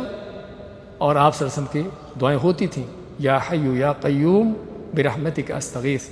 کیا دعا؟ آپ اللہ کے 2 نام لیتے، یا حی اور قیوم، 2 اللہ کے نام ہیں، اور دونوں ناموں کے اندر اللہ کی صفت بھی ہے، وہ عظیم الشان حیات کی، جو جس کی کوئی مثال نہیں، کہ جو باکمال حیات ہے، اور قیوم ہونا اللہ تعالیٰ کا، اور آخر میں کیا؟ برحمتک، یہ رحمتک کیا ہے؟ اللہ کی صفت، 2 نام اور اللہ تعالیٰ کی صفت بیان کر کے استغیث، یہ ہے دعا، دعا کا لفظ یہ ہے، استغیث، میں مدد مانگتا ہوں۔ اور اس طرح کی دعائیں آپ قرآن کریم کو اٹھا کر دیکھیں، اللہ کے نبیوں کی، نیک بندوں کی دعائیں، کہ براہ راست اللہ سے دعائیں، براہ راست اللہ سے دعائیں، اس کے نام لے کر، اس کی صفات بیان کر کے، یا بعض اوقات اپنا نیک عمل پیش کر کے۔ قرآن کریم میں 10 آیات ہیں کہ جس میں اللہ تعالیٰ نے ہم کو یعنی کہ تعلیم دی ہے کہ اپنا نیک عمل پیش کرتے ہوئے اللہ سے دعا کرنا۔ یقول ربنا اننا آمنا فاغفر لنا، اصل دعا کیا ہے؟ فاغفر لنا۔ اس سے پہلے آمنا کیا ہے؟ اپنے ایمان کا وسیلہ دیا، اللہ ہم تجھ پر ایمان لائے ہیں، اور حقیقی معنوں میں سچا ایمان ہی اللہ تعالیٰ کے سب سے بڑا قرب کا ذریعہ اور وسیلے کا ذریعہ ہے۔ یعنی اگر ہم سمجھتے ہیں کہ اللہ کے ہاں نیک عمل پیش کرنا ہو، تو جس نیک عمل سے زیادہ ہماری دعا قبول ہو جائے، جلدی قبول ہو جائے، تو وہ عمل دیکھو جو سب سے زیادہ اللہ تعالیٰ کو پسند ہے۔ اور اللہ تعالیٰ کو سب سے بڑا عمل پسند کون سا ہے؟ وہ توحید ایمان ہے۔ تو یہاں پر بھی اللہ تعالیٰ ہم کو خود دعا سکھاتا ہے، ربنا اننا آمنا فاغفر لنا۔ اور اس طرح کہ آپ کو 10 دعائیں ملیں گی کہ جس میں انسان کا نیک عمل کا وسیلہ، نیک عمل کا وسیلہ لے کر، اور یہی سورۃ فاتحہ میں 3 طرح کے وسیلے ذکر ہوئے ہیں، 3 طرح کے وسیلے اللہ کے ناموں کے، الحمدللہ رب العالمین الرحمن الرحیم، اللہ الرحمن الرحیم سب اللہ کے نام ہیں، اس میں رب العالمین مالک یوم الدین اللہ کی صفات ہیں، اور اس کے آگے کیا ہے؟ ایاک نعبد و ایاک نستعین کیا ہے؟ اپنا نیک عمل ہے۔ اور نیک عمل بھی وہ جو چوٹی کا عمل ہے، صرف تیری عبادت کرتے ہیں، اللہ کے لیے اخلاص کا، ایمان کا جو چوٹی کا عمل ہے، اس عمل کا وسیلہ لے کر اس کے بعد کہتے ہیں اہدنا الصراط المستقیم۔ دعا یہاں پر ہے، دعا یہ ہے اہدنا الصراط۔ تو اس دعا سے پہلے کیا ہے؟ وسیلہ ہے۔ تو فاتحہ بھی حقیقت میں دعا کا ادب سکھایا گیا کہ اللہ سے مانگنا ہو تو کیسے مانگنا ہے۔ تو خیر بات کر رہے تھے کہ قرآن کریم میں، قرآن سنت میں ہمیں وسیلہ دینے کا اس کی طریقہ بتایا گیا ہے کہ اللہ کے ناموں کا، اس کی صفات کا، اور اپنے نیک اعمال کا۔ اور وہ 3 غار والے جو لوگ ہیں جن کا واقعہ سنتے پڑھتے رہتے ہو کہ غار میں پھنس گئے تھے، انہوں نے بھی اپنے نیک عمل کا وسیلہ کیا، اور جس وجہ اللہ نے ان کو وہاں سے نکالا۔ اور چوتھا وسیلہ بھی ایک ہے، وہ کون سا ہے؟ کہ کسی زندہ نیک آدمی جو موجود ہو اس کی دعا کا وسیلہ، اس کا نہیں، اس کی دعا کا وسیلہ۔ جس طرح کہ عمر فاروق رضی اللہ تعالیٰ عنہ کے زمانے میں جب قحط پڑتا ہے، قحط پڑنے کے معنی بارش نہیں ہو رہی، فصلیں تباہ ہوگی اور لوگ بھوکے مر رہے تھے، تو اس وقت بارش کی دعا کرنے کے لیے نکلے مدینہ شہر سے، اور باہر نکلے، اور آپ کے چچا عباس رضی اللہ تعالیٰ عنہ جو زندہ موجود تھے ان کو لیا ساتھ، اور وہاں پر جا کر نماز استسقاء پڑھتے ہیں اور دعا کرتے ہیں اللہ تعالیٰ سے۔ کیا کہتے ہیں کہ اللہ تعالیٰ جب تک تیرے نبی زندہ تھا وہ ہمارے لیے دعا کرتا تھا اور تو بارش برساتا تھا، اب ہم تیرے نبی کے چچا کو لے کر آئے ہیں، تو حضرت عباس کو کہتے ہیں کہ آپ ہمارے لیے دعا کیجیے۔ تو حضرت عباس دعا کرتے ہیں اور اللہ تعالیٰ بارش برساتا ہے۔ تو یہاں پر کیا ہے کہ کسی زندہ نیک آدمی اس کی دعا کا وسیلہ، مردہ کا نہیں۔ اگر کسی فوت شدہ کے وسیلہ لینے کی اجازت ہوتی تو عمر فاروق مدینہ میں تھے، آپ صلی اللہ علیہ وسلم کی قبر مبارک ان کے پاس ہی تھی، کہیں دور جانے کی ضرورت نہیں تھی، سمجھے نا۔ لیکن آپ کی قبر پر آ کر کوئی فریاد نہیں کی کہ قحط سالی پڑ گئی ہے، ہمارے لیے دعا کیجیے، ہمارے لیے جو ہے یعنی کہ بارش کی دعا کیجیے۔ جس طرح کہ آپ جب زندہ تھے آپ سے دعا کرواتے، آپ کے فوت ہونے کے بعد کسی صحابی نے کوئی اس طرح کا کام نہیں کروایا۔ اور اگر کوئی جھوٹے واقعات قصے کہانیاں ذکر کیے جاتے ہیں تو ان کو بھی پتہ ہونا چاہیے کہ سراسر جھوٹ ہے۔ وہ ایک واقعہ ذکر کرتے ہیں کہ آپ ہی دیہاتی پنی آپ کی قبر پر آیا اور آ کر اس نے اس طرح کی فریادیں کی، یہ سراسر جھوٹ ہے جس کی کوئی حقیقت نہیں ہے، سمجھے نا۔ اس لیے اور بلکہ وسیلے کے حوالے سے ایک اور حدیث پیش کی جاتی ہے ایک نبینہ کی، کہ آپ صلی اللہ علیہ وسلم کے پاس آیا، آ کے کہنے لگا کہ اللہ کے نبی صلی اللہ علیہ وسلم دعا کیجیے کہ اللہ تعالیٰ مجھے میری آنکھیں لوٹا دے۔ تو آپ میں کہتے ہیں ایسا کرو، وضو کرو اور وضو کر کے 2 رکعتیں پڑھو، تم بھی دعا کرو اور میں بھی تمہارے لیے دعا کرتا ہوں۔ حدیث کے جو الفاظ ہیں، میں بھی تمہارے لیے دعا کرتا ہوں۔ اس نے نہ تو اس نبی نے آپ کو وسیلہ بنایا، بلکہ اس نے آپ کیا کہا کہ آپ میرے لیے دعا کیجئے، اور آپ بھی اس کو کیا کہتے ہیں کہ میں تیرے لیے دعا کرتا ہوں۔ اور جب دعا کرتے ہیں اس وقت بھی آپ یعنی کہ وہ نبی نے کیا کہتا ہے، اللہ تیرے نبی کو، بات روایتوں کے نبی کا لفظ آتا ہے کہ تیرے نبی کو وسیلہ، لیکن نبی کو وسیلہ بنانے کا معنی کہ نبی کی دعا کا وسیلہ، کیونکہ آپ نے اس کے لیے دعا کی تھی، نہ کہ آپ خود اس کا وسیلہ بنے تھے۔ تو خیر کہنے کا مقصد ہمیں اس موضوع کو سمجھنے کی ضرورت ہے، کیونکہ وسیلے کے موضوع پر بہت سے لوگ گمراہ ہیں، حتیٰ کہ وہ جو قبر پرست نہیں بھی ہے نا، مردوں کو نہیں پوجتے،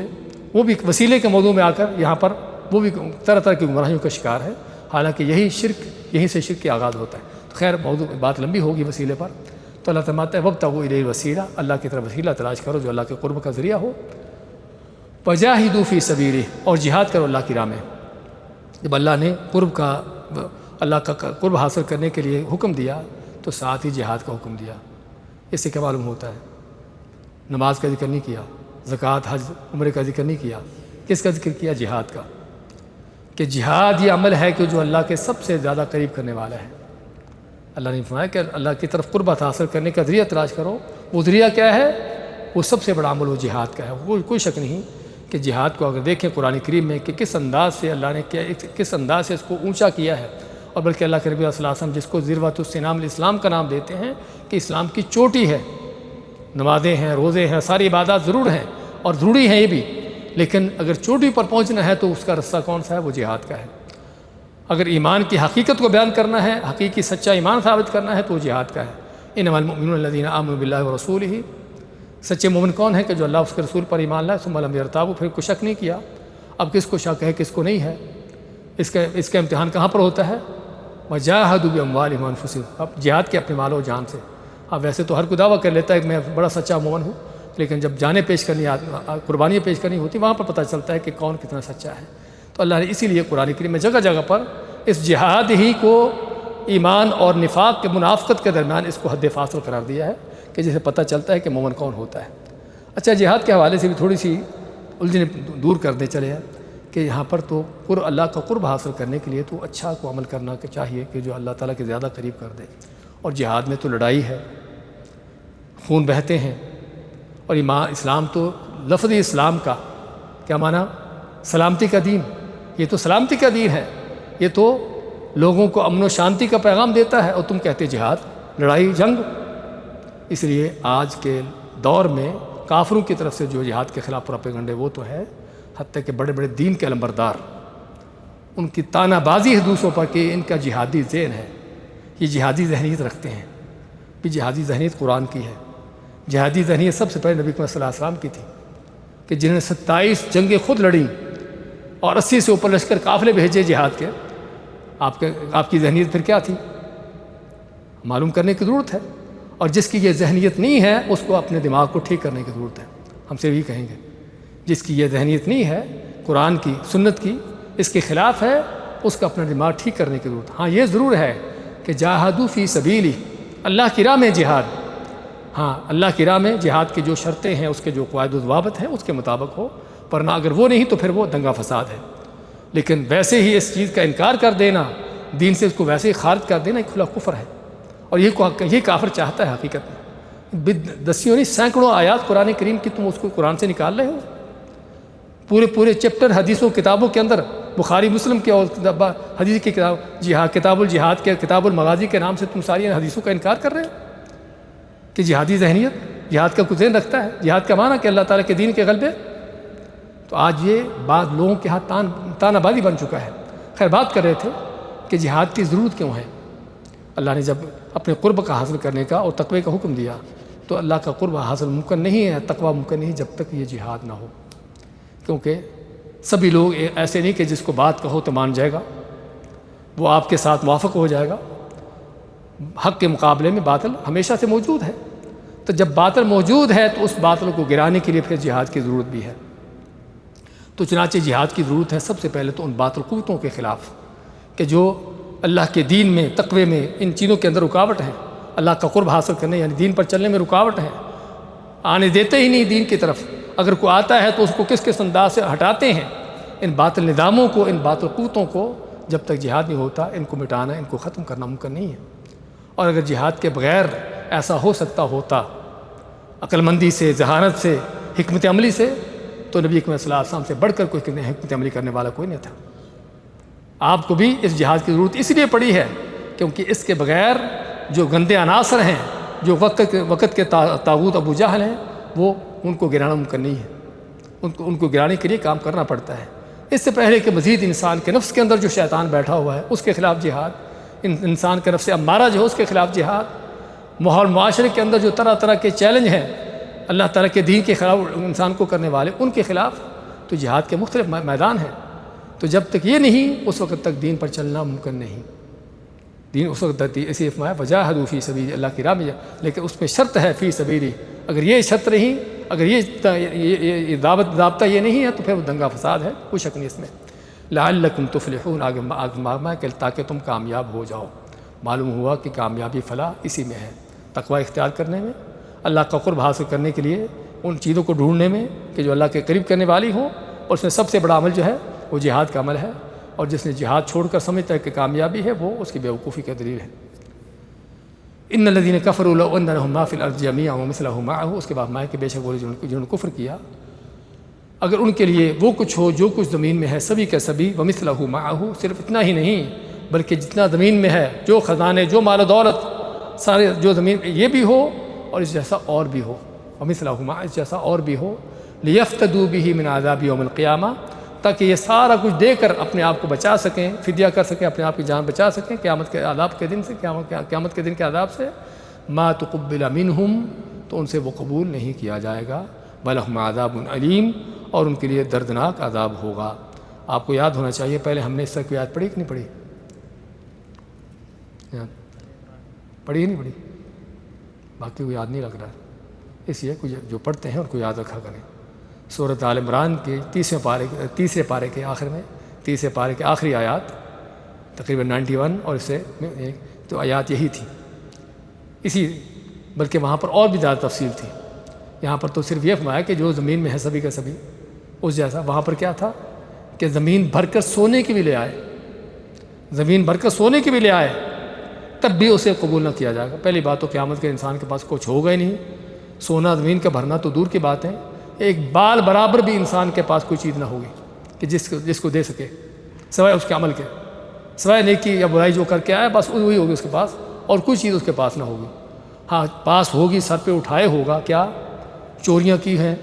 بددیانتیاں کی ہیں، جو خیانتیں کی ہیں، لوگ مال لوٹے ہیں، وہ سر پہ اٹھائے ہوگا سزا کے طور پر. یہ نہیں کہ ان کو دینے کے لیے دے کر نیکیاں اپنی نیکیوں کے حساب پورے کرے گا، لیکن بات کر رہا کہ قیامت کے کسی کے پاپ کے بال برابر چیز نہ ہوگی کہ جو دے کر اپنے آپ کو چھڑا سکے. چاہے جا کے زمین بھر کر لانا، یہ صرف ایک چیز کا ناممکن ہونا اس کا انداز ہے. تو بے شک وہ لوگ جنہوں نے کفر کیا ہے، جب اللہ تعالیٰ نے تقوی پرہیزگاری کا ذکر کیا، ساتھ ہی اس کے مد مقابل اگر یہ رستہ اختیار نہیں کرتے، کفر کا رستہ اختیار کرتے، تو پھر یہ ہے، پھر یہ کیا ہے؟ اگر زمین بھر کر بھی تم سونے کے لے آؤ گے اور جو کچھ زمین میں ہے سبھی کا سبھی اور جیسا اور بھی تم کو مل جائے، یہ سارا کو دے کر اپنی جان چھڑانا چاہو تو تب بھی قبول نہ ہوگا. وہ قبول ہونے کا وقت آج ہے. علامہ سعدی ابن سعدی رحمۃ اللہ علیہ فرماتے ہیں کیونکہ اللہ تعالیٰ کی طرف لوٹنے کا، اللہ کا قرب حاصل کرنے کا وقت اس دنیا کے اندر ہے. وہاں پر قیامت کے دن نہیں ہے. قیامت کے دن وہ حساب کا وقت ہے، بدلے کا، جزا سزا کا وقت ہے. اس لیے وہ کچھ لین دین کرنے کا وقت نہیں ہے. اس لیے اگر کوئی اللہ کے ساتھ لین دین کرنا ہے، اللہ کے ساتھ اللہ کا قرب حاصل کرنا ہے، کچھ کرنا ہے تو یہاں پر کرو. وہاں پر اس کا موقع نہیں ہے، اس لیے ان سے قبول نہیں ہوگا کیونکہ قبولیت کے معاملات ساری دنیا کے اندر ہیں. وَلَهُمْ عَذَابٌ عَلِيمٌ، اور اگر نیکی بھی نہیں ہے، اللہ کا قرب بھی نہیں ہے، تقوی بھی نہیں ہے، اور کفر ہے، انکار ہے، بے ایمانی ہے، تو پھر نتیجہ کیا ہے؟ وَلَهُمْ عَذَابٌ عَلِيمٌ، ان کے لیے دردناک عذاب ہوگا. يُرِيدُونَ أَن يَخْرُجُوا مِنَ النَّارِ وَمَا هُمْ بِخَارِجِينَ مِنْهَا، وہ چاہیں گے کہ عذاب آگ سے نکلے، جہنم سے نکلیں. وَمَا هُمْ بِخَارِجِينَ مِنْهَا، اور نہیں اس سے نکل پائیں گے. جہنم سے نکلنے کے حوالے سے قرآن کریم میں بعض جگہوں پر ذکر کیا ہے. وَقَالُوا يَا مَالِكُ وَنَادُوا يَا مَالِكُ، جہنم کے دروغے کو پکاریں گے. لِيَقْضِيَ عَلَيْنَا رَبُّكَ، کہ اور کچھ نہیں تو تمہارا رب جو ہے اسے کہو کہ ہمارا کام تمام کر دے، مار دے، ہم کو ختم کر دے. یہ ہمیں کم از کم جہنم سے کچھ وقت کے لیے کوئی نکال دے، کوئی تھوڑا وقفہ دے دے، تو کیا کہا جائے گا؟ انکم ماکثون، کہ تم یہاں سے نکلنے کے لیے، یہاں پر رہنے کے لیے آئے ہو، یہاں پر رہنے کے لیے آئے ہو۔ تو ما یریدون یخرجوا من النار، وہ چاہیں گے جہنم سے نکلنا، وما ہم بخارجین منہا، اور وہ نہیں اس سے نکلنے والے۔ اور یہ انداز ہے عربی کا، جو انداز ہے نا، ما ہم بخارجین منہا، ایسی چیز کے بارے میں آتا ہے جس میں پوری تاکید ہو، پورے یعنی کہ ٹھوس انداز سے کہ ایسا ہونا ممکن ہی نہیں ہے، جس کو کہتے ہیں ایسا ہونا ممکن نہیں ہے، تو یہ انداز کہ نہیں ہے وہ نکلنے والے۔ وَلَهُمْ عَذَابٌ مُقِيمٌ، اور ان کے لیے ہمیشہ قائم و دائم رہنے والا عذاب ہے۔ یہاں پر شیخ ابن عثیمین رحمۃ اللہ علیہ ذکر کرتے ہیں کہ یہ آیت رد ہے ان لوگوں کا کہ جو کہتے ہیں کہ کبھی جہنم ختم ہو جائے گی یا جہنمی کبھی ختم ہو جائیں گے۔ اور یہ بعض اہل سنت میں سے بعض ایسے لوگ ہیں، اہل سنت سے مراد یعنی جو علماء حق ہے، ان میں سے بعض ایسا ہے بعض علماء کا قول ہے، جنت کے بارے میں تو کہتے ہیں کہ ہمیشہ رہے گی، جنت بھی ہمیشہ ہے، لیکن جہنم کے بارے میں بعض اہل سنت کا بھی قول ہے کہ وہ جہنم کبھی ختم ہو سکتی ہے اور جہنمی بھی کبھی ختم ہو جائیں گے، کیونکہ اللہ تعالیٰ کی جو رحمت ہے وہ اسی بات کا تقاضا کرتی ہے۔ لیکن شیخ ابن عثیمین فرماتے ہیں نہیں، قرآن کریم کے آیات احادیث اس پر دو ٹوک اور واضح ہیں کہ جس طرح جنت ہمیشہ کے لیے ہے، ایسے جہنم بھی ہمیشہ کے لیے ہے، کبھی نہ ختم ہونے والی۔ اور یہ آیت بھی ان ٹھوس دلیلوں میں سے ہے کہ جس میں اللہ فرماتا ہے وما ہم بخارجین منہا، وہ کبھی بھی اس سے نکلنے والے نہیں ہیں۔ وَلَهُمْ عَذَابٌ مُقِيمٌ، اور مقیم کیا ہوتا ہے؟ ایک ہوتا ہے مسافر، آیا چلا گیا۔ مقیم کون ہوتا ہے؟ جو کسی چیز جگہ ٹھہرا ہوا، وہیں پر رہنے والا۔ تو جہنم میں رہنے والا تو عذاب مقیم ان کے لیے دائمی عذاب۔ اور عذاب مقیم کے اندر شیخ ابن عثیمین یہ بھی ذکر کرتے ہیں کہ ان لوگوں کا رد بھی ہے اس کے اندر جو کہتے ہیں کہ جہنمی ایسا ایسا جہنم کے عادی ہو جائیں گے۔ شیطان کے طرح طرح کے پروپیگنڈے ہیں، بعض بے ایمانوں کو، فاسقوں فاجروں کو جو تسلیاں دیتا ہے شیطان، کہ کوئی بات نہیں کہ جس طرح آدمی دنیا کے اندر کسی سخت ماحول کا، کسی سخت موسم کا، گرمی اس طرح کی چیزوں ایسا ایسا عادی ہو جاتا ہے، تو ایسے ہی جہنمی بھی وہ ایسا ایسا جہنم کے عادی ہو جائیں گے اس کے آگ کے، اس لیے ان کو جہنم کی آگ کا عذاب محسوس نہیں ہوگا۔ اللہ فرماتا ہے کہ ان کا عذاب پہلی بات تو نکلنے والی نہیں ہے، اور یہاں پر عذاب مقیم، عذاب مقیم، ان پر باقی قائم رہنے والا عذاب۔ تو جو عذاب ہی نہیں، جس کے عذاب کا احساس ہی، وہ عذاب تھوڑا ہوا۔ اور دوسری آیت میں اللہ تعالیٰ کیا ماتا ہے؟ فَذُوقُوا فَلَن نَّزِيدَكُمْ إِلَّا عَذَابًا، سورۃ النبأ میں، کہ چکھو ہم نہیں تم کو زیادہ کریں گے مگر عذاب میں۔ تو جس طرح جنت کی نعمتیں بڑھتی چلی جائیں گی اور میں تجدد پیدا ہوتا چلا جائے گا، ایک سے ایک نئی سے نئی نعمتیں آتی چلی جائیں گی، ایسے ہی جہنم کے عذاب بھی بڑھتے چلے جائیں گے، اس کے اندر بھی تجدد اور یہ چیزیں ہوتی چلی جائیں گی، نہ کہ وہ ختم ہوں گے اور نہ کہ وہ جہنمی ان کے عادی ہو جائیں گے۔ دوبارہ دیکھیں آج کہہ دیں یا ایھا الذین آمنوا اتقوا اللہ، وہ لوگ جو ایمان لائے اللہ سے ڈر جاؤ، وابتغوا الیہ الوسیلہ، اور اللہ کی طرف وسیلہ تلاش کرو، اللہ کے قرب کا وسیلہ تلاش کرو، وجاہدوا فی سبیلی، اور اللہ کی راہ میں جہاد کرو، لعلکم تفلحون، تاکہ تم کامیاب ہو جاؤ۔ ان الذین کفروا، بے شک وہ لوگ جنہوں نے کفر کیا، لو ان لہم ما فی الارض جمیعا، اگر ان کے لیے وہ کچھ ہو جو سبھی کا سبھی زمین میں ہے، ومثلہ معہ، اور جیسا اور بھی ساتھ، لیفتدوا بہ من عذاب یوم القیامہ، تاکہ یہ سارا دے کر اپنے آپ کو قیامت کے دن کے عذاب سے بچائیں، چھڑائیں، ما تقبل منہم، تو ان سے قبول نہ کیا جائے گا، وَلَهُمْ عَذَابٌ علیم، اور ان کے لیے دردناک عذاب ہوگا۔ یریدون، چاہیں گے وہ، ان یخرجوا من النار، کہ وہ چاہیں نکلیں گے عذاب سے، آگ سے نکلے، جہنم سے نکلیں، وما ہم بخارجین منہا، اور نہیں اس سے نکلنے والے، وَلَهُمْ عَذَابٌ مُقِيمٌ، اور ان کے لیے عذاب ہوگا قائم اور دائمی رہنے والا۔ بارک اللہ فیک۔ شیخ، پہلا سوال یہ آیا ہے کہ تقویٰ کی مختصر تعریف اور اسے حاصل کرنے کا طریقہ۔ تعریف تو ہم نے ذکر کر دی، مختصر یہ کہ اللہ تعالیٰ کی اطاعت کرنا، اللہ کی نافرمانی سے بچنا۔ کہ ہم اس سے زیادہ مختصر چاہتے ہیں تو اللہ تعالیٰ تم کو وہاں نہ دیکھے کہ جو اللہ جس حالت میں اللہ ناراض ہو جائے، اللہ تعالیٰ تم کو ایسی حالت میں نہ پائے کہ جو اللہ کو ناراض کرنے والے، بس یعنی اللہ کا حکم ہے تو پورا کرو، نافرمانی ہے تو اسے بچ جاؤ، یہ ہے تقویٰ، مختصر سی تعریف۔ اس کو حاصل کرنے کے لیے آپ نے جو پڑھا ہے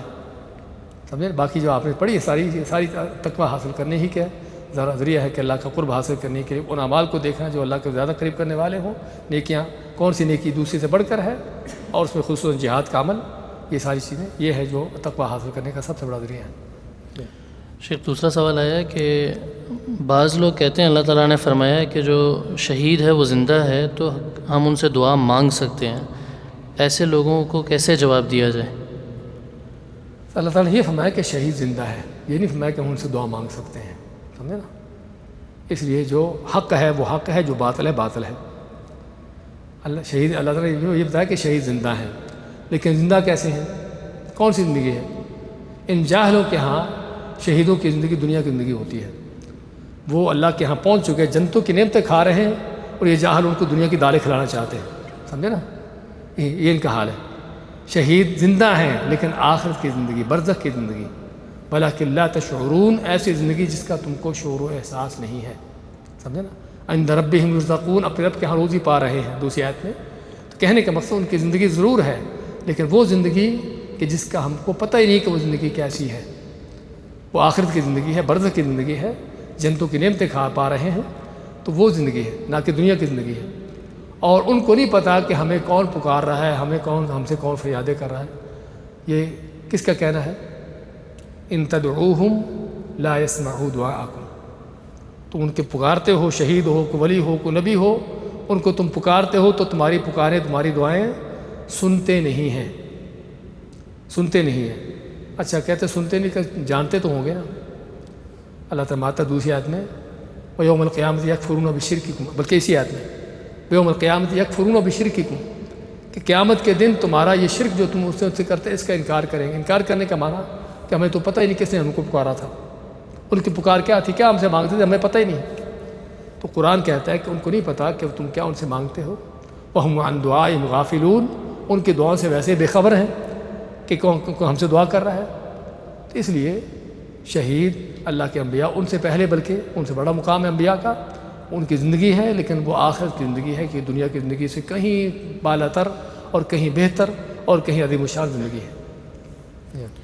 شیخ آخری سوال ہے کہ کل کے درس میں اونٹ کے پیشاب کا ذکر ہوا تھا، تو وہ کون سی بیماری کے لیے تھا اور ہم بھی اسے کیسے پی سکتے ہیں؟ بیماری جو حدیث میں آتی ہے ان لوگوں کے بارے میں جو جن کا واقعہ ذکر کیا تھا ہم نے، تو وہ بیماری پیٹ کی بیماری تھی، کیا بیماری تھی اللہ عالم، لیکن پیٹ کی بیماری کا ذکر آتا ہے اس کے لیے۔ لیکن آج کل کی میڈیکل ریسرچ کے مطابق آج کل اونٹ کا پیشاب جو ہے مختلف طرح کی بیماریوں کا علاج ہے، تو اس کے لیے آپ جو ہے وہ سرچ کر سکتے ہو میڈیکل طور پر کہ کن کن بیماریوں میں اونٹ کا پیشاب جو ہے وہ مفید ہے، اور باقاعدہ میڈیکل ریسرچیں آ چکی ہیں آج کل اس وقت بھی، اور سائنس ثابت کر چکی ہے کہ اللہ کے نبی صلی اللہ علیہ وسلم نے جو اونٹ کے پیشاب کو شفا کا ذریعہ بنایا ہے، یا ایسے نہیں بلکہ اس کے پیچھے کیا حقائق ہیں، اور اس کو پیشاب کے اندر کیا کیا ایسی چیزیں ہیں کہ جو واقعی انسان کے اندر طرح طرح کی بیماریوں کا ان کو ختم کرنے کا ذریعہ بنتے ہیں۔ تو لیکن اس کو پینا جو ہے عام جو جہاں پر حدیث کے اندر بھی آتا ہے کہ اونٹوں کے دودھ اور پیشاب، تو اللہ عالم دونوں کو مکس کر کے اس انداز سے پینا۔ جی ہاں شیخ ایک اور سوال ہے کہ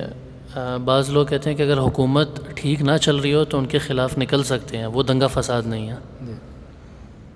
بعض کہتے ہیں کہ اگر حکومت ٹھیک ہو، کہ کل ہماری بات ہوئی تھی وہ دنگا فساد کرنے والوں کے حوالے سے کہ اگر کوئی حکومت ٹھیک نہ ہو تو اس کے خلاف نکل سکتے ہیں۔ یہ ایک لمبا موضوع ہے، مختصر اس کا جواب یہ ہے کہ اگر مسلمان حکومت ہے، چاہے وہ کتنے بھی ظلم کر رہی ہو، سمجھے نا، ان کے خلاف نکلنے کی اجازت نہیں ہے، اور ان کو طریقے سے سمجھایا جائے اور طریقے سے جو ہے ان کی غلطیوں کا ازالہ کیا جائے کہ جس میں دنگا فساد پیدا نہ ہو، بد امنی پیدا نہ ہو۔ اور اصل یہ ہے کہ اس کا طریقہ جو ہے وہ کیا ہے، حکمران کے ساتھ مل کر اس تک بات پہنچائی جائے کہ معاملات کیا ہے اور کس طرح اصلاح کی ضرورت ہے۔ اگر آپ اس تک یہ باتیں پہنچا دیتے ہیں تو آپ اپنا فرض ادا کر دیتے ہیں، سمجھے نا، آپ نے اپنا فرض ادا کر دیا۔ اس کے بعد اگر وہ کرتا ہے اصلاح تو اس کی مرضی ہے، نہیں اصلاح کرتا تو اللہ تعالیٰ کے ہاں وہ خود مجرم ہے۔ لیکن جب تک مسلمان حکمران ہیں اس کے خلاف اللہ کے نبی صلی اللہ علیہ وسلم، جیسا کہ بادر بن صامت کی حدیث ہے کہ اللہ کے نبی صلی اللہ علیہ وسلم نے ہم سے جو بیعت لی اس چیز کی کہ اپنے حکمرانوں کی اطاعت کرنا، چاہے وہ ظلم بھی کریں، حتیٰ کہ صحابی کہتا ہے حتیٰ کہ ہم ظلم کریں، ہمارا مال بھی لوٹیں، اب آتے والے ضرب ظہرک واخذ مالک، اگر تمہاری کمر مارے اور تمہارا مال بھی لے لے تو تب بھی تمہیں اجازت نہیں کہ اس کے خلاف کھڑے ہو۔ ہاں ویسے اس سے مطالبہ کرنا اپنے جو چیز کا آپ کے اس کا آپ کا حق ہے، لیکن اس کے خلاف ایکشن لینا اور اس کے خلاف جس کو خروج کہتے ہیں اس کے خلاف نکلنا، اس کی اجازت نہیں ہے۔ اور اگر کافر حکمران ہے تو اس کے خلاف کھڑے ہونا فرض ہے، کافر کو ہٹانا، اور کافر کو یعنی کہ اس کو ہٹانا فرض بنتا ہے، لیکن وہ بھی اس وقت ہے کہ جب مسلمانوں کے پاس اتنی قوت طاقت ہو کہ واقعی اس کو ہٹا سکے۔ اگرچہ کھلا کافر بھی کیوں نہ ہو، اس کے خلاف بھی کھڑا اس وقت ہوا جائے گا جب واقعی آپ کے پاس طاقت ہے اس کو ہٹانے کی۔ لیکن اگر فرض کرو آپ کھڑے ہو جاتے ہو، آپ کے پاس ہٹانے کی طاقت نہیں اور دنگا فساد پیدا ہوتا ہے، تو ممکن ہے کہ آپ جس چیز کو اصلاح کرنا چاہتے اس سے بڑھ کر کہیں فساد پیدا ہو۔ اس لیے یہ وہ چیزیں ہیں کہ جو سیاست شرعیہ کے نام سے جس کو کہا جاتا ہے، کہ اس کو سمجھنے کی ضرورت ہے، جس میں صرف اپنے جذبات کو، اپنی خواہشات کو نہیں دیکھا جاتا کہ ہمارے مطالبے یہ ہیں پورے کیوں نہیں ہوتے، ایسا کیوں نہیں، ویسا کیوں نہیں۔ ہمارے آج دیکھیے نا، اگر کسی کو شک ہے تو سابقہ یعنی کہ سالوں میں کہ جو مختلف ملکوں میں حالات پیدا ہوئے ہیں، اور اس کے بعض ملکوں کے اندر دنگے فساد کی کیفی، یعنی کہ جو حکمران تھے کافر بھی کھلے کافر تھے، یعنی کہ ان کے کفر میں کوئی شک تھا، جس طرح کہ بشار وغیرہ ان کا کفر واضح کھلا تھا، تو لیکن کیا اتنی قوت طاقت تھی کہ واقعی ان کو ہٹایا جا سکے؟ وہ نہیں تھی، کہ جس وجہ سے آپ نے دیکھا اللہ کا فضل ہے کہ آخر میں اللہ تعالیٰ نے کامیابی دی، لیکن ایک عرصہ تک 10 سال تک اس انداز سے جو لاکھوں کے لوگ تعداد میں لوگ قتل ہوئے ہیں، شہروں کے شہر تباہ ہوئے ہیں، تو کتنا یعنی کہ کس قدر دنگے فساد پھیلے ہیں، حالانکہ اس کا کفر کھلا واضح تھا۔ لیکن اس طرح کے آدمی کے خلاف بھی کھڑا ہونا اس وقت ہے جب آپ کے پاس طاقت ہو، چاہے جائے کہ جس کا ابھی تک یعنی کہ معاملہ یعنی کہ مسلمان ہو، کوئی اس طرح کا کفر واضح نہ ہو، اس کے خلاف کھڑے ہونا۔ تو اس لیے اس طرح ان چیزوں کی اجازت نہیں، ان چیزوں کو جاننے کے لیے انسان کو چاہیے کہ علماء سے رجوع کرے اور دیکھے کہ اس میں صحیح یعنی کہ صحیح طریقہ اور رستہ کیا ہے۔ بارک اللہ فیک۔